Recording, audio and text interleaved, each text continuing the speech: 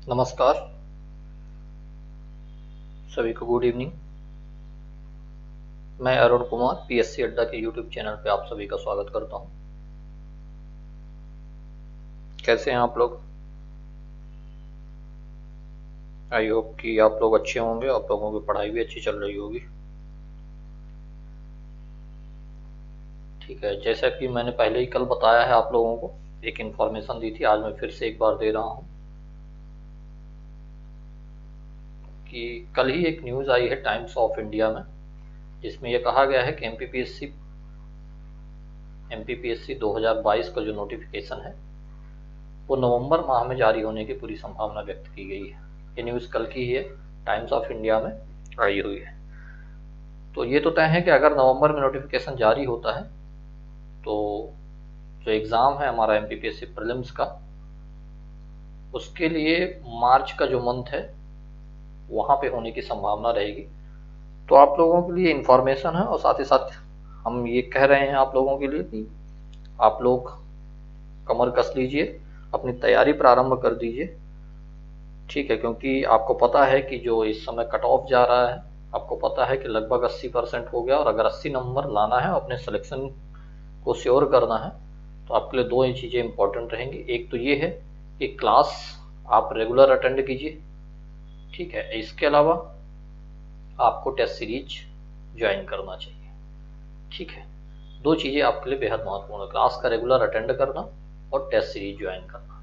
उसी के तहत एमपीपीएससी के लिए हम लोगों ने, पीएससी अड्डा ने एमपीपीएससी प्रीलिम्स 2022 के लिए क्रैश कोर्स हम लोगों ने प्रारंभ किया है। ठीक है, जिसमें मैं अरुण कुमार रोज रात को 8 बजे, आपको पता है कि मैं लाइव होता हूं, और जो टॉपिक है हमारा वो मध्य प्रदेश का सामान्य ज्ञान लेके रोज मैं आपके सामने उपस्थित होता हूं रात को 8 बजे। आपको पता है कि जो हमारा सिलेबस है, और सिलेबस में जो है यूनिट में डिवाइड है, टोटल जो यूनिट है वो 10 है, और 10 में से जो यूनिट नंबर 1 है, यूनिट नंबर 3 है एवं यूनिट नंबर 5 है, इसका संबंध जो है वो मध्य प्रदेश सामान्य ज्ञान से है। तो मैं ये टॉपिक लेके आपसे मिलता हूँ डेली 8 बजे, तो आप इस क्लास को जरूर अटेंड करिए। ठीक है, और आपके लिए ये है कि हम लोग जो कोर्स प्रारंभ किए हैं उसमें ये श्योरिटी है कि जब तक हम आपकी क्लास को एंड करेंगे, आपके एग्ज़ाम के पहले पहले, तब तक हम सारी चीज़ें कवर कर लेंगे। ठीक है, तो ये आपके लिए इन्फॉर्मेशन थी। तो सबसे पहले तो ये है कि चैनल से फटाफट जुड़ जाइए, और जो चैनल की लिंक है ज़्यादा से ज़्यादा लोगों तक शेयर कर दीजिए, ताकि ज़्यादा से ज़्यादा लोग इस चैनल से जुड़ जाएं, क्लास से जुड़ जाएं और इस क्लास का फ़ायदा उठा लें। ठीक है, तो फटाफट चैनल से जुड़िए और ज़्यादा से ज़्यादा मित्रों, सहपाठियों तक चैनल की लिंक को शेयर कीजिए। आपके लिए जो इम्पोर्टेंट टॉपिक है वो चल रहा है, आपको पता है 2 दिन से हम मध्य प्रदेश की जनजातियाँ एवं व्यक्तित्व पढ़ रहे हैं। बहुत शानदार क्लास चल रही है हमारी। ठीक है, आपको पता है 2 दिन में हमने बहुत सारी जनजातियों के संबंध में जो बेसिक इन्फॉर्मेशन थी वो डिस्कस कर ली। इसके अलावा बहुत सारी जनजातियों के संबंध में जो उनका विस्तार, कल्चर, समाज जो भी है, हमने चर्चा कर ली है। तो आज हम इस टॉपिक को एंड करेंगे, कुछ जनजातियां बची हैं उसके बारे में चर्चा करेंगे, और इसके अलावा जो कुछ बचा है हमारी पर्सनैलिटी से संबंधित, आपको पता है कि जो टॉपिक है हमारा जनजातियां एवं पर्सनैलिटी है। ठीक है, तो जो पर्सनैलिटी से संबंधित जो इम्पोर्टेंट पर्सनैलिटी है, इस पे भी हम आज बात करेंगे। ठीक है, क्लियर है? तो आप लोग आई होप कि रेडी होंगे, तैयार हो जाइए पढ़ने के लिए। और सबसे पहले हमको आप ये बताइए कि अभी तक हमने 2 दिन में जितना भी इस टॉपिक में पढ़ा है, मध्य प्रदेश की जनजातियां में व्यक्तित्व में, यहाँ से कोई ऐसी चीज़ें हों जो आप लोगों को ना समझ में आई हो, कोई कॉन्सेप्ट ना समझ में आया हो, या कोई ऐसी चीज़ें हों जो आपको कंफ्यूज कर रही हों। ठीक है, या आप लोगों के कोई सवाल हो इस टॉपिक से रिलेटेड या इस टॉपिक से बाहर भी, तो आप मुझे कमेंट सेक्शन में कमेंट करके पूछ सकते हैं, और मैं उसका आंसर देने के लिए तैयार हूँ। देन उसके बाद हम लोग आगे बढ़ते हैं, और जो आज है हमारा चर्चा का विषय उसको शुरू करते हैं। थोड़ी सी चीज़ें हम रिवाइज भी करेंगे एक बार वापस से, और फिर उसके बाद हमारा जो है आज का सेशन स्टार्ट होगा। सबसे पहले तो हम आपको एक मैप के माध्यम से क्षेत्र समझा दे रहे हैं फिर से एक बार। कल भी हमने ये बात की थी। जो हमारा मध्य प्रदेश का उत्तरी क्षेत्र है, कौन सा क्षेत्र है हमारा? मध्य प्रदेश का उत्तरी क्षेत्र। उत्तरी क्षेत्र आपको मैप में दिख रहा होगा, बहुत अच्छे से दिख रहा होगा। ये जो ग्वालियर, भिंड, मुरैना, शिवपुरी, गुना, अशोकनगर, दतिया, ये वाला जो क्षेत्र है ना, ग्वालियर, भिंड हो गया, मुरैना, ठीक है, दतिया, शिवपुरी, ये सारे जो डिस्ट्रिक्ट है वो इसी उत्तरी क्षेत्र में है। तो इस क्षेत्र में जो जनजातियां हैं वो मुख्य जनजाति हैं सहरिया। कई जनजातियां पाई जाती है लेकिन जो मुख्य जनजाति हैं वो सहरिया और खैरवार। ये बात आप लोगों को कल भी मैंने दिखा दिया था, आज भी एक बार मैं वापस से समझा रहा हूँ। तो सहरिया और खैरवार जो है इस क्षेत्र में मुख्य रूप से जनजातियां पाई जाती हैं। चलिए दूसरा एरिया देख लेते हैं। दूसरा एरिया हम पश्चिम की बात करें, अगर पश्चिम क्षेत्र की बात करें तो भील और बंजारा जो है मुख्य जनजातियां इसमें पाई जाती है। और आई होप कि हम लोगों ने इसको बहुत अच्छे से पढ़ा है। कल देखा था हमने, परसों देखा था भील जनजाति को पढ़ा था, कल हमने बंजारा को पढ़ा है। तो आई होप कि आप लोगों को बहुत अच्छे से ये बात समझ में आ गई होगी। इनके संबंध में जो इंपॉर्टेंट फैक्ट होंगे वो आपको समझ में आ गया होगा।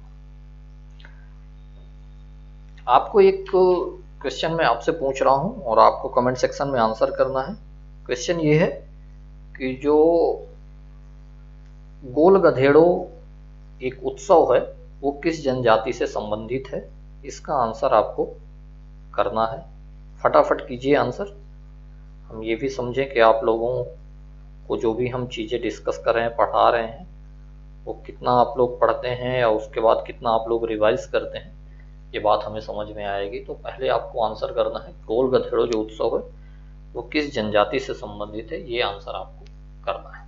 चलिए आप कमेंट सेक्शन में आंसर करिए, फिर हम पढ़ते हैं कितने लोगों का आंसर सही आएगा ये हम देख लेते हैं। दक्षिण क्षेत्र है हमारा, वहाँ पे मुख्यतः कोरकू और भारिया जनजाति पाई जाती है। क्लियर? इसके अलावा जो हमारा मध्य का क्षेत्र है, ये वाला पूरा रीजन हम कह सकते हैं, ये जो मध्य क्षेत्र है इसमें गोंड जनजाति और पारधी दो प्रमुख जनजातियां इस क्षेत्र में पाई जाती हैं। क्लियर है यहाँ तक? चलिए मैप के माध्यम से सारी चीजें क्लियर हो जाती। मैप सबसे अच्छा माध्यम है। मैप का एक यही फायदा है कि एक दिमाग में एक पिक्चर से क्रिएट हो जाती है। तो आप एक बार इस मैप को अच्छे से देखते रहिए ताकि आप लोगों को ये पता चल जाए कि कौन सी जनजाति कौन सा क्षेत्र है। क्लियर? चलिए अब आगे बढ़ते हैं। अब हम देखते हैं कि पूर्वी क्षेत्र में क्या है। तो पूर्वी क्षेत्र में मैंने बताया कोल, पनिका, बैगा, मुड़िया और उराव, ये जो मुख्य जनजाति हैं ये पूर्वी क्षेत्र में पाई जाती है। तो मैप के माध्यम से मैंने आपको फिर से एक बार पूरा का पूरा जो जनजाति क्षेत्र है वो हमने एक बार चर्चा कर ली। इसके अलावा बहुत सारी जनजाति हमने पढ़ ली थी। क्या क्या देख लिया था थोड़ा सा हम देखेंगे। भील जनजाति के संबंध में हमने पढ़ लिया था, है ना। भील जनजाति पश्चिमी मध्य प्रदेश के क्षेत्र में रहती है। भगोरिया इनका एक उत्सव है, ठीक है। ये मैंने समझाती। इनका जो मोहल्ला होता है वो फाल्या कहलाता है। एक बार मैं फिर बता रहा हूँ, इनकी जो कृषि है झूम कृषि, उसको ये चिमाटा कहते हैं। ये बात मैंने कल भी एक बार बताई थी, ठीक है। इनका प्रिय जो पदार्थ है वो ताड़ी है, ये मैंने कल बता दिया था। और जो एक पिथौरा चित्रकला होती है भीलों से संबंधित है। कौन सी चित्रकला? पिथौरा चित्रकला। इसके जो प्रमुख चित्रकार हैं वो है पेमा फात्या जी। क्लियर है? यहाँ तक मैंने कल बता दिया था। इसके अलावा गोंड जनजाति के संबंध में मैंने कुछ चीजें चर्चा कर ली थी। एक तो ये है कि नर्मदा घाटी के दोनों ओर ये पाए जाते हैं। इनका जो विवाह पद्धति दूध लौटावा हो गया, लमसेना विवाह हो गया एवं पठौनी विवाह, मैंने कल इसकी बात कर ली थी अच्छे से। व्यवसाय के आधार पे हम लोगों ने इसका वर्गीकरण भी देख लिया। तो ओझा हो गया, प्रधान हो गया, सोलाहस होगा एवं अगरिया जो हो गया, इसकी हमने कल बात कर ली थी। संपत्ति के आधार पे भी हमने राजगोंड और धुरगोंड की कल बात कर ली थी, ठीक है। ये बात आप लोगों को मैंने कल बताया था। इनका जो मोहल्ला होता है उसको टोला कहते हैं। क्लियर है? और इनका जो प्रमुख त्योहार है वो मढ़ई है एक त्योहार। घोटुल प्रथा बहुत पूछा जाता है। यहाँ से सवाल एमपीपीएससी प्रीलिम्स में पूछा गया है, घोटुल प्रथा। तो आप लोगों को घोटुल प्रथा बहुत अच्छे से पता होना चाहिए। अगर आपसे पूछा जाए कि घोटुल प्रथा का संबंध किस जनजाति से है तो आप तुरंत आंसर टिक करेंगे कि घोटुल प्रथा का जो संबंध है वो है गोंड जनजाति से। वेबर ये अपनी झूम कृषि करते हैं, उसको ये वेबर बोलते हैं, ठीक है। क्या बोलते हैं? ये वेबर बोलते हैं। यहाँ तक बात क्लियर है या नहीं क्लियर है? इनके जो पंचायत का मुखिया होता है वो मुकद्दम कहलाता है, ये आपको बात पता होनी चाहिए। चलिए, एक बार हमने गोंड देख लिया, एक बार हम देख लेते हैं बैगा जनजाति को। बैगा जनजाति का क्या है रोल। ये दक्षिण क्षेत्र यानी बालाघाट में, मंडला में एवं डिंडोरी क्षेत्र में ये पाए जाते हैं। इनकी जो उपजातियां हैं वो आपको याद रखना है, नरूतिया है, भरूतिया है और कठमैना जो है इनकी जनजाति है। लमसेना विवाह ये एक प्रकार का सेवा विवाह होता है, बैगा जनजाति में होता है। इनका नृत्य जो है परधौनी, ये मैंने कल भी बताया था कि एमपीपीएससी प्रीलिम्स में ये पूछा गया परधौनी नृत्य। तो परधौनी, कर्मा, बिल्मा और सजनी जो है इनका एक मुख्य नृत्य है। इनकी जो झूम कृषि है उसको दहिया या वेबर कहते हैं, ये बात आपको अच्छे से पता होनी चाहिए। ठीक है, इनका जो पूजनीय वृक्ष है वो साल है, ये मैंने कल बता दिया था। तो बैगा भी देख लिया था हमने, कोल भी देख लिया था, रोतिया रतौले इनकी जनजाति है। जो एरिया है रीवा, सीधी, सतना, सिंगरौली और शहडोल, यानी कि मध्य प्रदेश का पूर्वी जो इलाका है वहां पे मुख्यतः पाया जाते हैं। ठाकुर देव और सूर्य देव इनके मुख्य देवता। कुलदाहका जो है इनका एक नृत्य है और इनकी जो पंचायत होती है उसको ये लोग गोहिया बोलते हैं। ये बात क्लियर है, कल मैंने बताया था, एक बार मैं फिर से बता रहा हूँ। तीसरी सबसे बड़ी जनजाति है। आपको एक फिर से मैं आपसे क्वेश्चन पूछ रहा हूँ, आप लोगों को आंसर करना है। ये बात मैंने पहले भी चर्चा कर ली है, तो हम देख रहे हैं कि आप लोग पढ़ते हैं या नहीं पढ़ते हैं। मध्य प्रदेश की आपको सबसे बड़ी जनजाति बतानी है कि जनसंख्या में सबसे बड़ी जनजाति मध्य प्रदेश की कौन सी है। ठीक है, तो ये मध्य प्रदेश की तीसरी बड़ी जनजाति है कोल, और आपको बताना है कि पहली ऐसी कौन सी जनजाति जो सबसे बड़ी। पंचायत के मुखिया को ये लोग मुकद्दम कहते हैं। और सबरी मैंने कल बताया थी कि रामायण का कैरेक्टर है, जिसने रामायण देखा होगा उसको जरूर पता होगा। भगवान राम जब वन में गए थे, 14 साल के लिए उनको हुआ था, वनगमन में थे, तो वहां पे ये सबरी से मिले थे और सबरी के आपको पता है कि जूठे बेर खाए थे। तो ये जो सबरी कैरेक्टर है वो कोल जनजाति से संबंधित है, ये बात हमने कल भी बताई थी। सहरिया अत्यंत पिछड़ी जनजाति है, मैंने बताया था ग्वालियर, श्योपुर और शिवपुरी रीजन में ये पाई जाती, मैंने मैप के माध्यम से भी दिखाया। ये अपने को भूइलों का छोटा भाई भी कहते हैं, ये बात आपको याद रखनी। इनका जो मुखिया होता है कोतवाल होता है। एक बार मैं फिर से आप लोगों को सारी चीजें बता रहा हूँ लगभग। इंपॉर्टेंट मूल निवास इनका शाहबाद का जंगल, ये क्वेश्चन आपसे पूछा भी जा सकता है। शाहबाद का जंगल जो है किसका मूल निवास है, तो सहरिया आपको अच्छे से पता होनी चाहिए। क्लियर है यहां तक?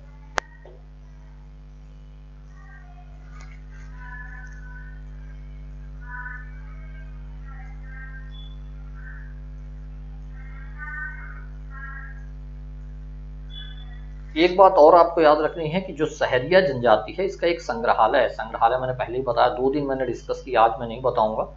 ठीक है, तो जो जनजाति संग्रहालय है सहरिया का वो श्योपुर में। ठीक है, और ये अत्यंत कुपोषित जनजाति। कुपोषण का मतलब होता है कि अच्छा पोषण ना मिला हो या अच्छा भोजन ना मिला हो, तो उनका जो शरीर होता है वो या तो दुबला होगा, नाटा कद होगा, इस तरह की जो शारीरिक समस्या, रोग प्रतिरोधक क्षमता भी ऐसे लोगों में कम हो जाती है, रोग प्रतिरोधक क्षमता कम हो जाती है। ठीक है, तो सर्वाधिक कुपोषित जनजाति अगर आपसे ये पूछ लिया जाए कौन सी मध्य प्रदेश में, ये बात आपको अच्छे से पता होनी चाहिए कौन सी है, सहरिया जनजाति। चलिए, भारिया जनजाति के संबंध में भी मैंने बात की थी। पातालकोट, छिंदवाड़ा इनका मूल निवास स्थान है। लमसेना एवं दूध लौटावा इन पे भी। फड़म सेतम इनका नृत्य है, ये आपको याद रखना है। इनका जो पर्व है वो नवखारा और जवारी है, और भरनोती इनकी बोली होती है। क्लियर? बंजारा जनजाति के संबंध में मैंने कल बात कर ली थी। घुमंतु जनजाति मैंने कल ही बताया था आपको, मालवा और निमाड़ रीजन में ये पाई जाती है। कबीलों का जो मुखिया होता है इनका, उसको नायक कहते हैं ये लोग, और सर्वाधिक श्रृंगार प्रिय जनजाति है ये, स्त्रियां इनके श्रृंगार। कंघी, ये सबसे ज्यादा इंपॉर्टेंट है, आपको पता होना चाहिए। कल भी मैंने बात की थी कि कंघी का जो आविष्कार हुआ है जिससे हम बाल संवारते हैं, वो कंघी जो है आविष्कारक उसके बंजारा है। मतलब हम इन्हीं की वजह से आज कंघी कर रहे हैं, है ना। अदरवाइज हम लोगों को कंघी भी ना पता होती और हम अपने बाल भी नहीं संवार पाते। तो कंघी जो है बंजारा जनजाति ने आविष्कार किया। चलिए, एक और जनजाति देख लेते हैं, कोरकू जनजाति। ठीक है, कोरकू जनजाति, इनका जो एरिया है वो सतपुड़ा क्षेत्र है। सतपुड़ा क्षेत्र बैतूल एवं खंडवा, होशंगाबाद, है ना।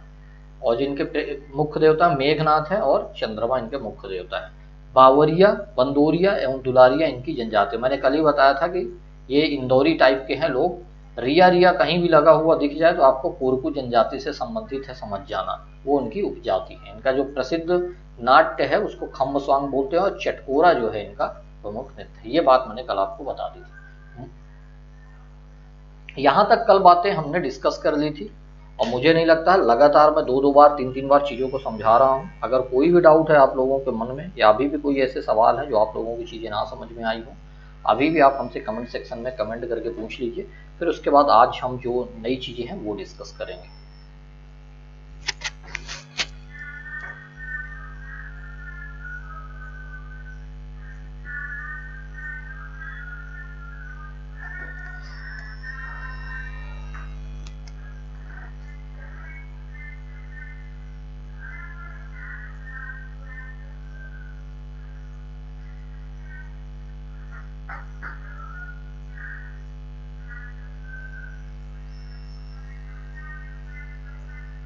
चलिए, इतनी सारी चीजें हमने कल डिस्कस कर ली थी। अब हमारा जो टॉपिक है आज है, जो हम चीजें डिस्कस करें, पहली है हमारी जनजाति मुड़िया जनजाति। कौन सी जनजाति है? मुड़िया जनजाति। सबसे पहले इसका रीजन देखते हैं कि मध्य प्रदेश एवं छत्तीसगढ़ की सीमा में पाए जाते। तो इसका मतलब ये है कि मध्य प्रदेश के पूर्वी रीजन में पाए जाते। मैप के माध्यम से मैं एक बार आपको फिर से समझा रहे हैं कि कौन से रीजन में है जो मुड़िया जनजाति पाई जाती है। ये जो रीजन है ये मैंने कल आपको दिखाया भी था, आज भी बताया है कि जो मुड़िया जनजाति इस वाले रीजन में पाई जाती है। तो छत्तीसगढ़ से लगी जो बाउंड्री है हमारी मध्य प्रदेश की, उसी एरिया में ये मुड़िया जनजाति पाई जाती है। आई होप कि आप लोगों को ये बात समझ में आ गई होगी। क्लियर? इसके अलावा जो इनका प्रमुख नृत्य है वो आपको याद रखना है। जो प्रमुख नृत्य है वो गौर है। कौन सा नृत्य है? गौर है। मुड़िया एवं the Ghotul, Muria and their ghotul, ये एक पुस्तक है, ये आपको अच्छे से दिमाग में रखनी, ये याद रखना है, क्योंकि ऐसी पुस्तकों से संबंधित, खासकर जो एसटी से संबंधित जो पुस्तक जिन्होंने लिखी है वहां से सवाल बनते हैं। ठीक है, तो ये आपको पता होना चाहिए। बुक का नाम है, एक बार फिर से देखते हैं, Muria and their ghotul, Muria and their ghotul, Muria and their ghotul. ये जो पुस्तक है ना, इसके लेखक जो है वेरियर एल्विन है। कौन है इसके लेखक? Verrier Elwin. क्लियर है? आप लोगों को ये बात याद होनी चाहिए, ये इंपॉर्टेंट फैक्ट है। चलो आगे देखते हैं, इसकी एक और जनजाति देखते हैं, पनिका जनजाति। ये भी पूर्वी मध्य प्रदेश में यानी सीधी एवं शहडोल में पाई जाती है। क्लियर? तो अगर आपसे पूछ ले कि पनिया जो पनिका जनजाति उसका मूल निवास कहाँ है या कहाँ पे ये निवास करते हैं, तो आपको तुरंत टिक करना है। आपको मध्य प्रदेश के पूर्वी रीजन में जाना है। कहाँ पे जाना है? सीधी और शहडोल वाले जिले में। ठीक है, तो आपको ये रीजन पता चल गया। इसके अलावा जो ये जनजाति है द्रविड़ प्रजाति की जनजाति है, साउथ वाला, तो आपको पता है कि जो प्रजाति है वो द्रविड़ प्रजाति, द्रविड़ प्रजाति का ये सदस्य है। ये बात आपको, ये कबीर पंथी होते हैं, ये इंपॉर्टेंट है। ये विशेष चीज है जो पनिका जनजाति में है और आपसे ऐसे सवाल पूछ लेगा वो।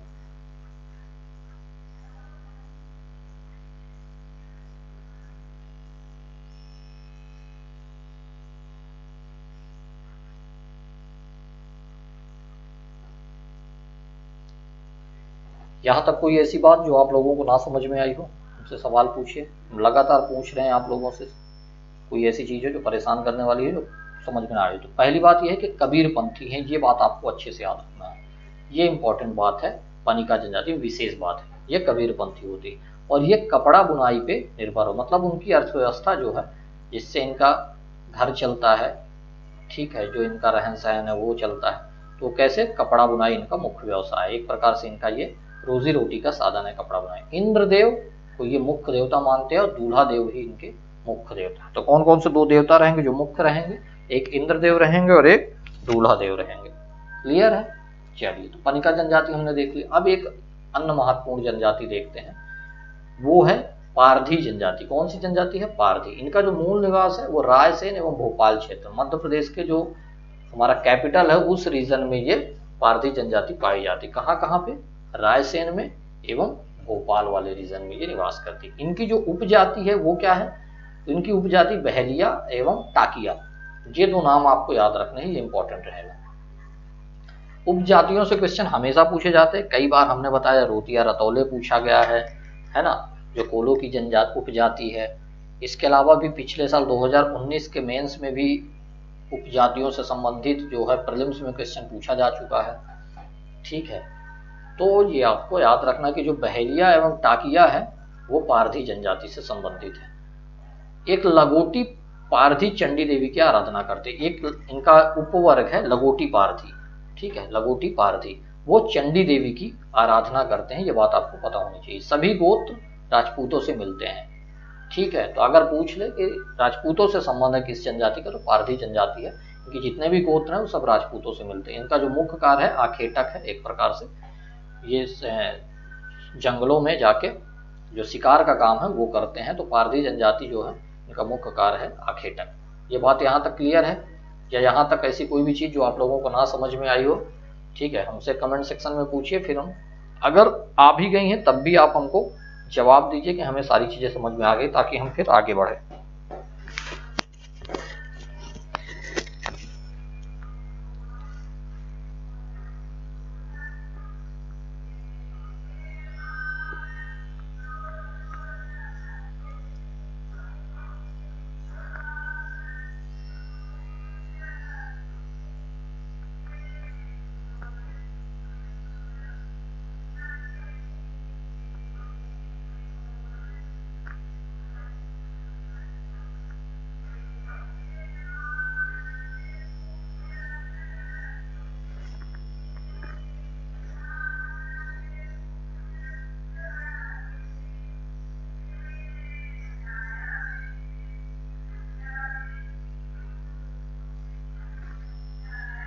चलिए अब आगे देखते हैं उराव जनजाति। ये मुख्य जनजाति, इसका एरिया जो है वो मंडला एवं डिंडोरी है। तो ये बात आपको अच्छे से पता होनी चाहिए। जो एरिया रहेगा उराव जनजाति का वो कौन सा रहेगा, मंडला एवं डिंडोरी।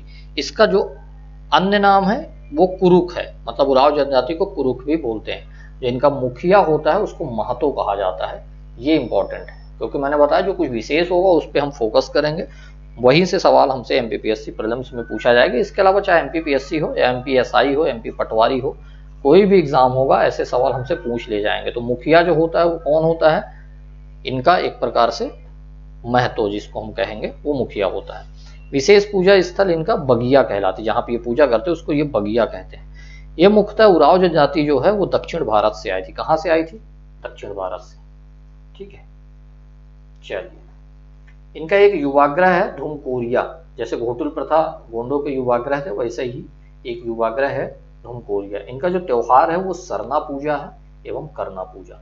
कौन कौन सा, सरना पूजा एवं कर्मा पूजा जो है इनका त्योहार है। और इनका जो नृत्य है वो है सरहुल और कर्मा। कौन सा दो नृत्य है, सरहुल और कर्मा, दो इनके महत्वपूर्ण नृत्य है। ठीक है, तो उराव जनजाति से इतना ही है जो इम्पोर्टेंट है। इसके अलावा 2-3 और जनजातियां बची हैं, फिर उसके बाद हम जनजाति व्यक्तित्व की बात करेंगे कि जनजाति व्यक्तित्व में क्या क्या आते हैं, कौन कौन से इंपॉर्टेंट जनजाति व्यक्तित्व हैं। आज हम इस टॉपिक को एंड कर देंगे। अभी भी अगर आप लोगों को कोई भी ऐसी चीजें हैं जो ना समझ में आ रही हो तो कमेंट सेक्शन में पूछिए। मैं बार बार आपसे सवाल कर रहा हूँ, ठीक है, कोई भी ऐसी चीज है जो नहीं समझ में आती है कमेंट सेक्शन में हमसे पूछिए। ठीक है, क्वेश्चन के जो हमने पूछे उसके आंसर भी कीजिए, है ना। आपको एक और क्वेश्चन मैं आपसे पूछ रहा हूँ, उसका भी आपको आंसर करना है कमेंट सेक्शन में। आपको ये बताना है कि जो एसटी जनजाति है उसका संविधान के किस आर्टिकल में वर्णन है। ध्यान रखना, मैंने वर्णन पर वर्ड इस्तेमाल किया है, हमने कहीं भी परिभाषा नहीं इस्तेमाल की। तो आपको परिभाषा नहीं बताना है, आपको बताना है कि जो एसटी है उसका वर्णन भारत के संविधान में किस आर्टिकल में किया गया, ये बात आपको बतानी है। अब हम लोग आगे बढ़ते हैं, बिजवार जनजाति के विषय में देखते हैं। या बैगा जनजाति का एक विकसित वर्ग है जिसको हम बिजवार बोलते हैं। किस जनजाति का, ये सवाल आपसे पूछा जा सकता है, ये इंपॉर्टेंट रहेगा। सवाल ऐसे ही बनते हैं कि जो बिजवार जनजाति है तो किस जनजाति का विकसित वर्ग है, और आपसे रख दिया जाएगा कोल, बैगा, मुड़िया, पनिका, तो आपको तुरंत सवाल आंसर करना है। बैगा जनजाति का जो विकसित रूप है वो बिजवार है। विंध्याचल पर्वत, आपको मैंने जब ज्योग्राफी पढ़ाया तो वो मैंने बताया था कि विंध्याचल पर्वत ये मध्य के भाग में लगभग पाया जाते हैं, इनका मूल निवास स्थान। ठीक है, एक खैरवार जनजाति, ये देख लेते हैं। खैर वृक्ष से कत्था, आपको पता है जो कत्था बनता है वो खैर वृक्ष से, आप पान खाते हैं उसमें कत्था डला होता है, उसी से आपका मुंह जो है लाल हो जाता है ना। तो जो कत्था है वो खैर वृक्ष से बनता है, और यह जो खैरवार जनजाति है इसका यही काम है, खैर वृक्ष से कत्था निकालने के कारण इनको खैरवार कहा जाने लगा। ये जो उनका रीजन है, मैंने मैप के माध्यम से भी दिखाया था कि शिवपुरी और ग्वालियर वाला जो रीजन है, उत्तरी क्षेत्र है, वहाँ पे सहरिया और खैरवार मुख्य रूप से जनजाति पाई जाती है। आखिरी जनजाति हम देखते हैं, फिर उसके बाद हम व्यक्तित्व की बात करेंगे, जो पर्सनैलिटीज है। कोरबा जनजाति है, ये कोल की उप जनजाति है। कोल से कोरबा आपको याद होना चाहिए। जो कोरबा जनजाति है वो कोल की उप जनजाति है। मध्य प्रदेश एवं छत्तीसगढ़ की निवासरत जाति है। ठीक है, इनकी जो पंचायत है वो मैयारी कहलाती है। कौन सी कहलाती है पंचायत? मैयारी कहलाती है। क्लियर है? तो यहाँ तक मैंने जितनी भी इंपॉर्टेंट जनजातियां थी मध्य प्रदेश में जहाँ से क्वेश्चन बन सकते थे, सारी की सारी हमने कवर कर ली है। ठीक है, ऐसा कोई भी फैक्ट और कोई भी कॉन्सेप्ट नहीं बचा होगा मेरे लिहाज से जो चीजें पूछे और आपसे बने ना।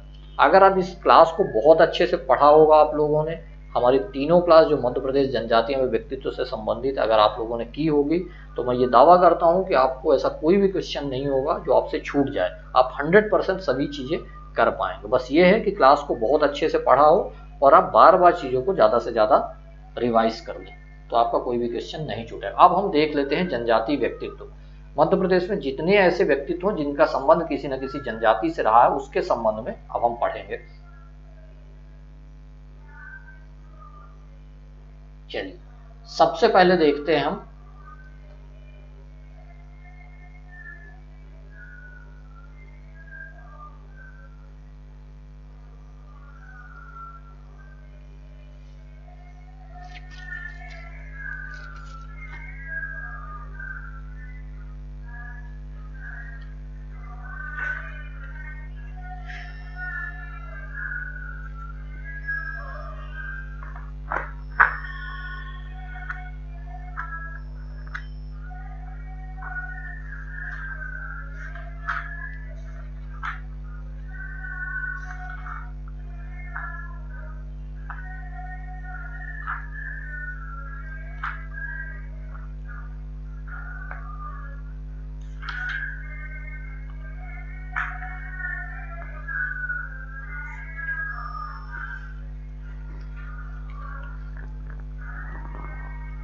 चलिए टांट्या भील।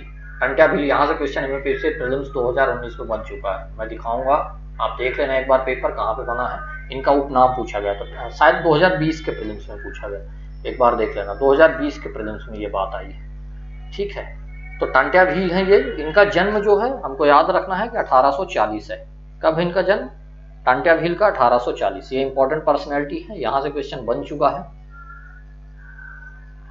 है ना। तो टांट्या भील को याद रखें, इनका जन्म जो हुआ 1840 में हुआ है। पूर्वी निमाड़ यानी खंडवा जिले में इनका जन्म हुआ। 2020 के प्रीलिम्स में इनका उपनाम पूछा गया है। इनका अन्य नाम मैंने बताया टंडरा है, टंडरा टंडरा। टांट्या भील का अन्य नाम भी पूछा गया था टंडरा, ये याद रखना, टंडरा।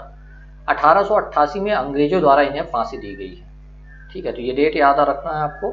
और इन्हें इंडियन रॉबिन हुड बोलते हैं। ये एक प्रकार से भारत के मसीहा कहे जाते हैं, रॉबिन हुड है ये, इंडिया रॉबिन हुड भी इनको बोला जाता। तो अगर आपसे सवाल ये पूछ लिया जाए कि कौन सी ऐसी पर्सनैलिटी है जिन्हें इंडियन रॉबिन हुड बोला जाता है, और चार कोई भी पर्सनैलिटी जो जनजाति से संबंधित है वो रख दिया जाए, तो आपको तुरंत वहां पे आंसर टिक करना है टांट्या भील, जो इंडियन रॉबिन हुड के नाम से जाने जाते हैं। इनका जो समाधि स्थल है वो पाताल पानी में है। आपको पता है कि हाल ही में जो पाताल पानी रेलवे स्टेशन, उसका नाम बदल के टंट्या भील रेलवे स्टेशन कर दिया गया। तो ये करंट के लिहाज से बहुत इंपॉर्टेंट रहेगा, लेकिन आपको याद रखना है यहाँ पे उनका जो समाधि स्थल है वो पाताल पानी इंदौर है। ठीक है, टांट्या रेलवे स्टेशन कर दिया गया है। तो टंट्या भील से संबंधित इतनी ही चीजें इंपॉर्टेंट। एक तो इनका याद रखना आपको जन्म, इनका उपनाम टंडरा है ना, रॉबिन हुड बोलते हैं, 1888 में फांसी दी गई, समाधि स्थल पाताल पानी।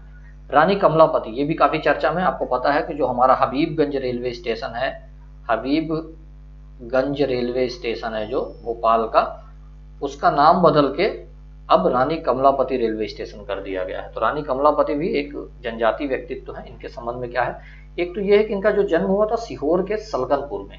ठीक है, ये सलकनपुर बड़ा, कई बार एक मूवी थी उसमें भी ये आ चुका है स्थान। तो सलकनपुर जो है सीहोर जिला का, वहां पे रानी कमलापति का जन्म हुआ था। इनका जो विवाह हुआ था एक गिन्नौरगढ़ के राजा थे निजाम शाह, ठीक है, इनके साथ हुआ था। ठीक है, तो रानी कमलापति का जन्म सीहोर के सलकनपुर में, और जो उनका विवाह हुआ गिन्नौरगढ़ के राजा से निजाम शाह से हुआ था। मैंने पहले ही बताया कि जो हबीबगंज रेलवे स्टेशन है उसी का नाम इन पे कर दिया गया, और रानी कमलापति रेलवे स्टेशन के नाम से जाना जाता है। क्लियर है यहाँ तक बात? आई होप कि यहाँ तक सारी चीजें आप लोगों को समझ में आ गई होंगी। या कोई डाउट है तो अभी भी आप सवाल पूछिए।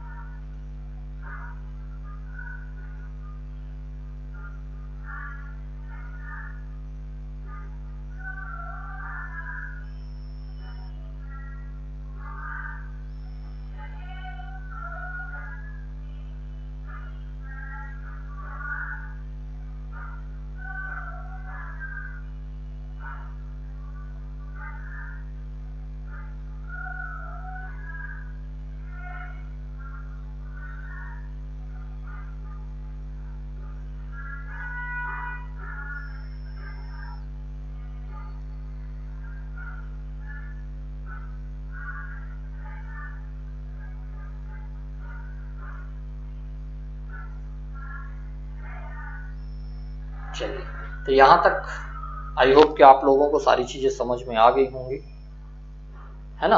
चलिए आगे बढ़ते हैं। इंपॉर्टेंट पर्सनैलिटी ये हमने पढ़ा था, पेमा फात्या। पेमा फात्या इनका जन्म जो हुआ अलीराजपुर में हुआ, झाबुआ के बगल में अलीराजपुर है, झाबुआ के बगल में अलीराजपुर है, वहाँ पे पेमा फात्या का जन्म हुआ था। मैंने बताया था कि जो भील जनजाति उनकी एक चित्रकला है पिथौरा चित्रकला। पिथौरा चित्रकला के ये श्रेष्ठ चित्रकार है पेमा फात्या, ये बात आपको अच्छे से पता होनी चाहिए। हाल ही में इनका निधन हुआ 2020 में, आज से 2 साल पहले, इसीलिए ये चीजें इंपॉर्टेंट रहेंगी। तो पेमा फात्या से सवाल पूछा जा सकता है। पेमा फात्या का संबंध अलीराजपुर से है। पिथौरा चित्रकला के ये श्रेष्ठ चित्रकार है, 2020 में इनका निधन हुआ। ठीक है। एक अदर पर्सनैलिटी है भूरी बाई। भूरी बाई ये फिर से चर्चा में रहती है। इनका जन्म भी झाबुआ में हुआ था, पितौल गांव है जहां। इन्हें पद्मश्री मिला है हाल ही में, है ना, पद्मश्री मिला है, इसलिए ये महत्वपूर्ण पर्सनैलिटी है। तो भूरी बाई का जन्म झाबुआ जिले के पिटोल गांव में हुआ था और ये भील चित्रकला के लिए प्रसिद्ध है। ध्यान रखना है, पेमा फात्या से अगर पूछा जाए तो पिथौरा चित्रकला है, और अगर भूरी बाई से संबंधित पूछा जाए तो भील चित्रकला का प्रसिद्ध है। और इन्हें 2020 में पद्मश्री मिला है।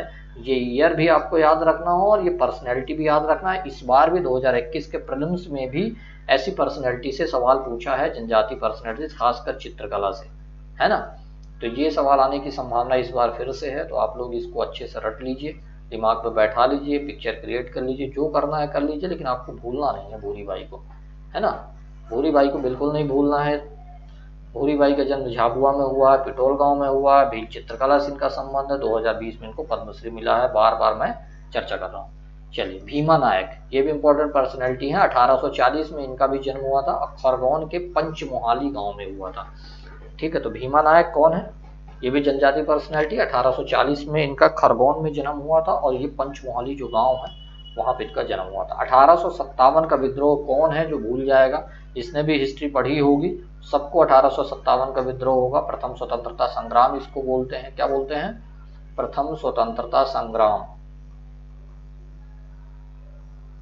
किसको बोलते हैं? 1857 के विद्रोह को, है ना। तो ये 1857 का जो विद्रोह हुआ था उसमें सेंधवा एवं बड़वानी से जो विद्रोह किया था वो भीमा नायक ने किया था। ठीक है, इसलिए भीमा नायक इंपॉर्टेंट है। 1857 के विद्रोह में सेंधवा एवं बड़वानी से जो भीमा नायक ने विद्रोह किया था वो यहीं से हुआ था। क्लियर है यहाँ तक बात? चलिए, इन्हें अंडमान निकोबार द्वीप समूह जो आपको पता है वहां पे फांसी दी गई है। ये बात आपको अच्छे से याद रखनी है।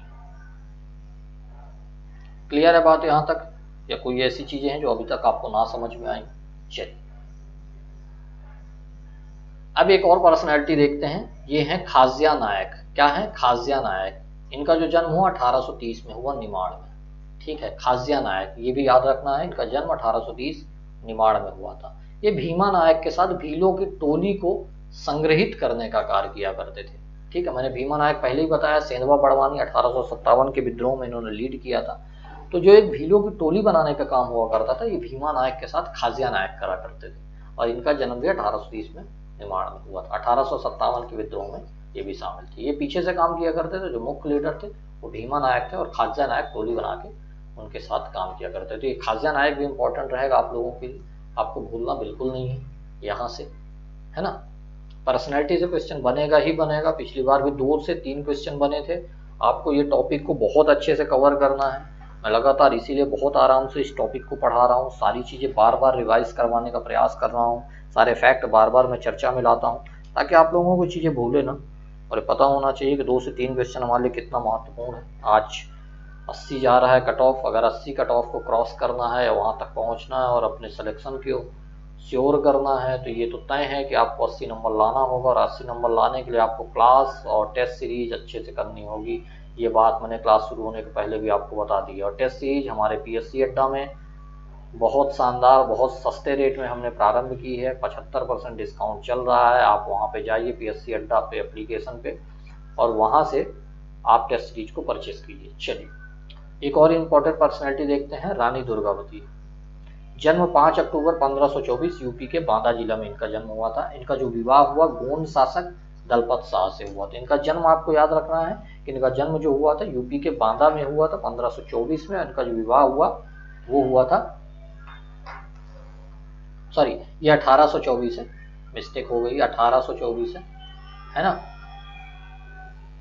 तो ये याद रखना है। बादल भोई, क्या याद रखना है, बादल भोई, नहीं सॉरी ये 1524 ही है, 1524 ही।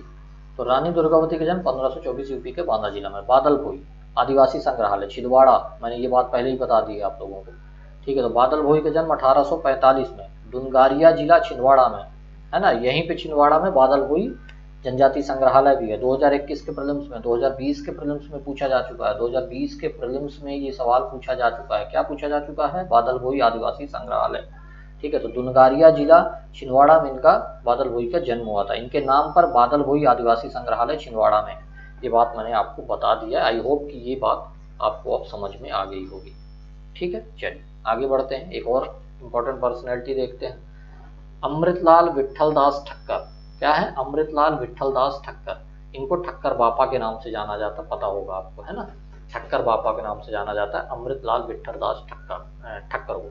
भारतीय संविधान सभा के ये संविधान सभा में ये शामिल थे, है ना, अध्यक्ष तो नहीं थे।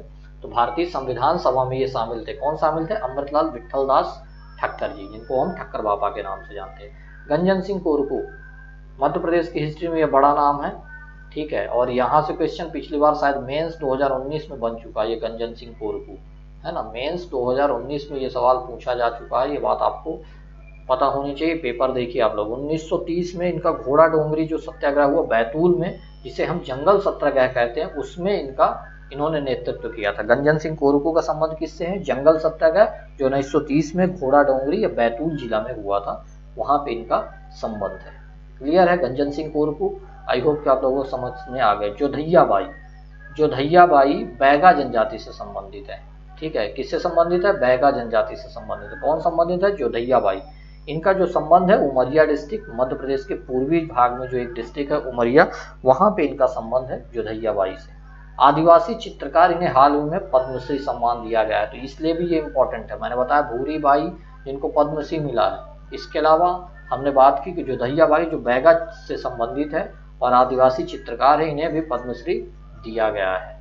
क्लियर है यहाँ तक बात। चलिए, कांतिलाल भूरिया, ये हमारे राजनीति से संबंधित, इनका जन्म हुआ 1950 में झाबुआ में हुआ, मध्य प्रदेश के पूर्वी भाग में। 2009 तक ये, आपको पता है कांग्रेस की सरकार रही है, ये कांग्रेस के नेता हैं, तो कांग्रेस की सरकार के समय 2009 तक ये कैबिनेट मिनिस्टर रहे हैं केंद्र में। कौन रहे हैं, कांतिलाल भूरिया जी, ये बात आपको पता होनी चाहिए। चलिए एक और चीज देखते हैं, गिरधारी बाई।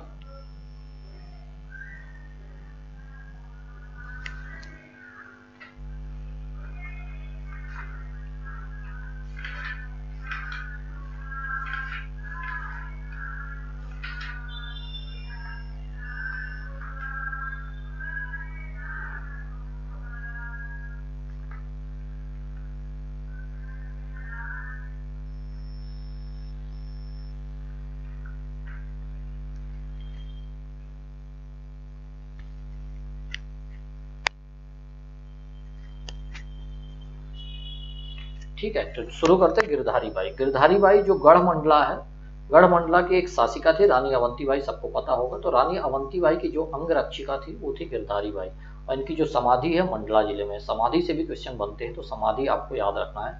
आई थिंक जहाँ तक मुझे याद आ रहा है पिछली बार शायद किसी एग्जाम में मध्य प्रदेश के किसी की समाधि पूछी गई थी, बहुत इंपॉर्टेंट समाधि से, शायद तानसेन की समाधि पूछी गई थी। तो समाधि से भी क्वेश्चन बनते हैं। तो इनकी जो समाधि गिरधारी बाई को मंडला जिले में, ये बात आपको याद रखें। एक इंपॉर्टेंट पर्सनैलिटी है भज्जू सिंह श्याम। क्या नाम है इनका? भज्जू सिंह श्याम। प्रसिद्ध गोंड चित्रकार है। कौन चित्रकार है ये? गोंड चित्रकार है।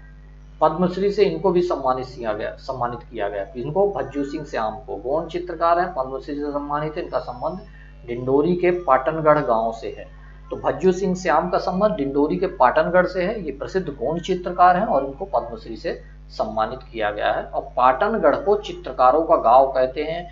ये बेहद महत्वपूर्ण फैक्ट है, ये इंपॉर्टेंट फैक्ट है, इसको आप स्टार मार्क कर लीजिए। ये क्वेश्चन आपसे कभी भी पूछा जा सकता है।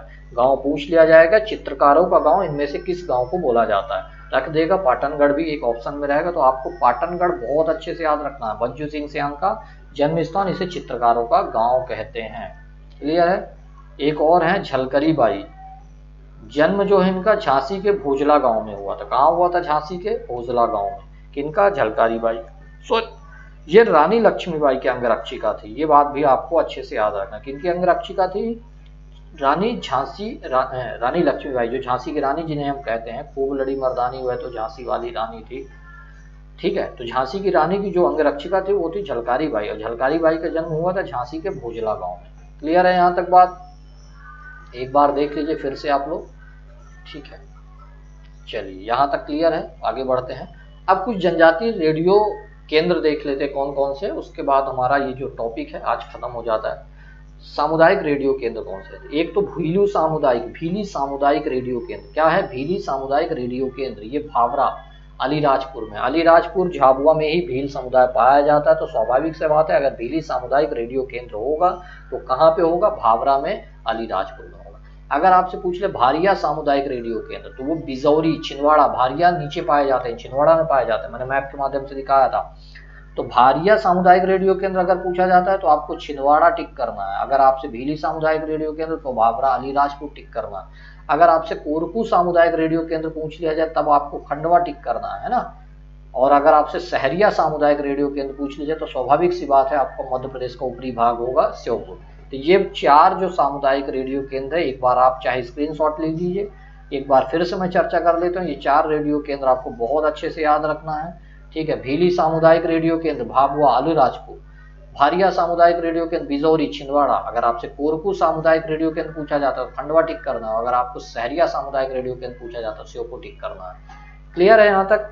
आज हमने लगभग तीसरी क्लास में जो मध्य प्रदेश की जनजातियां एवं व्यक्तित्व पर्सनैलिटी से संबंधित क्लास थी खत्म कर दी है। काफी लंबी क्लास थी, इसमें बहुत सारे फैक्ट, बहुत सारी जनजातियां, बहुत सारे कॉन्सेप्ट थे, इसलिए मैंने बहुत आराम से इस टॉपिक को किया है। आई होप कि जितना हमने 3 दिन की क्लास में पढ़ाया है जनजाति से संबंधित या उसकी पर्सनैलिटी से संबंधित, आप सभी लोगों को बहुत शानदार समझ में आया होगा। अगर कोई अभी भी डाउट है तो आप लोग कमेंट सेक्शन में हमसे कमेंट करके पूछ लीजिए, तो हमें ये पता चल जाए कि आप लोगों को सभी चीजें समझ में आई हैं या नहीं आई है। कोई डाउट है तो उसका सॉर्ट आउट करते हैं। चलिए, आपके लिए इंपॉर्टेंट जो न्यूज है वो ये है कि हमने एमपीपीएससी मुख्य परीक्षा 2021 आपको हाल ही में 20 अक्टूबर को इसका रिजल्ट आया है। और स्वाभाविक है इसका फैब में एग्जाम होना है, फैब मिड या फाइनल जो वीक होगा वहाँ पे होगा। तो उसके लिए हमने ऑनलाइन टेस्ट सीरीज प्रारंभ की है। पीएससी अड्डा ने टेस्ट सीरीज प्रारंभ की है और टेस्ट सीरीज में 75% डिस्काउंट चल रहा है।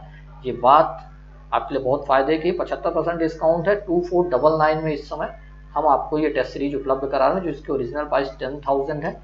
और पीएससी एप्लीकेशन डाउनलोड कर लीजिए, वहां से इस टेस्ट सीरीज को परचेस कर लीजिए। इसके अलावा 9617745037 पे भी कांटेक्ट करके आप इस टेस्ट सीरीज को परचेस कर सकते हैं। कुल 23 टेस्ट हमने इसमें प्लान किए हैं, 11 सब्जेक्ट वाइज है और 12 FLT टेस्ट हैं, है ना। हिंदी माध्यम भी हमारी टेस्ट सीरीज है, हम आपको मॉडल आंसर प्रोवाइड करेंगे। इसके अलावा जो हमारी विशेषज्ञ टीम है वो आपकी कॉपी उत्तर पुस्तिका का मूल्यांकन करेगी। रिमार्क होंगे, आपकी कमियां बताई जाएंगी, क्योंकि बिना टेस्ट सीरीज के और बिना आपको कमी कुछ जो भी होंगी उसको सॉर्ट आउट किए आप सफलता थोड़ी सी मुश्किल हो जाती है। सीरीज लाइव है, कभी भी टेस्ट दे सकते हैं। इस टेस्ट जो सीरीज है इसका फायदा उठाइए, जितना जल्दी हो इसको परचेस कीजिए, अपने तैयारी को जो है गति दीजिए। आई होप कि आपको मध्य प्रदेश जनजाति से संबंधित आज की क्लास है, इसके अलावा जो भी क्लास रही है इससे संबंधित पसंद आई होगी। अगर पसंद आई है तो वीडियो को लाइक कीजिए, चैनल को सब्सक्राइब कीजिए, बेल आइकॉन को प्रेस कीजिए ताकि आपको क्लास संबंधी नोटिफिकेशन मिले। Thank you.